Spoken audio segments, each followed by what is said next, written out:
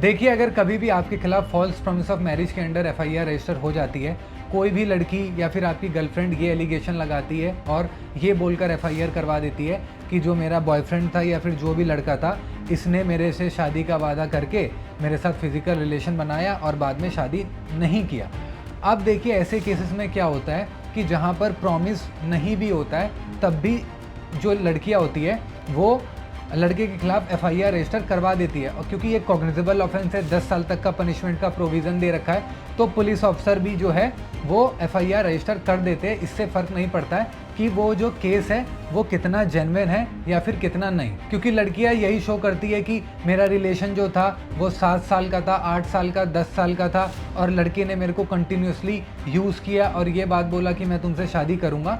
तो ऐसे मैटर में क्या होता है, एफआईआर रजिस्टर हो जाती है और पुलिस ऑफिसर जो है लड़के को अरेस्ट करने के लिए भागते हैं। इसमें आपको सबसे ज़रूरी ध्यान ये रखना है कि आपको कभी भी पुलिस ऑफिसर को सरेंडर नहीं करना है और पुलिस ऑफिसर कभी भी आपको बुलाते हैं कि आ जाओ हम आपको बचा लेंगे, नहीं। देखिए, इसमें 10 साल तक का पनिशमेंट का प्रोविज़न है, तो इसमें पुलिस ऑफिसर की भी पावर बहुत हद तक कम हो जाती है। जो नॉर्मल 7 साल तक के जो केस होते हैं तो उसमें पुलिस ऑफिसर आपको इन्वेस्टिगेशन ज्वाइन करवा सकते हैं, लेकिन ऐसे केसेस में जल्दी नहीं करवाते हैं। तो आप ऐसी सिचुएशन में एक अच्छा वकील हायर करके एंटीसिपेटरी बेल लगाइए। और देखिए, इसमें सबसे इम्पॉर्टेंट बात यह है कि जो सेशन कोर्ट होती है वो मैक्सिमम केस में एंटीसिपेटरी बेल रिजेक्ट कर देती है।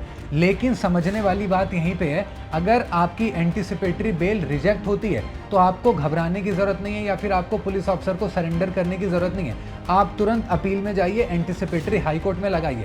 हाई कोर्ट मैक्सिमम केस में देखने को मिलता है कि हाई कोर्ट जो होती है वो इंटरिम रिलीफ या फिर एंटीसिपेटरी बेल ग्रांट कर देती है।